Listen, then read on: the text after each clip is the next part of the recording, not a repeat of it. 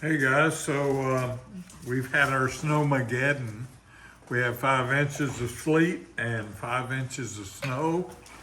And we've got us about 10 inches of rabbit on the grill right now. Look at this. Look at this. They were marinated for about 8 hours.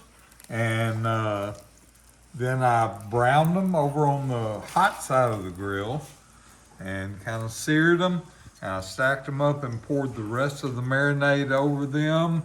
And they're cooking at about 400 degrees right now. And we're gonna warm up some potatoes that have been around. Those are gonna get hot. Those are real gonna quick. catch on fire. We may have to move those over. That's They a had hot fire. they had duck fat on them. So we're in the garage grilling today, grilling our rabbit dinner.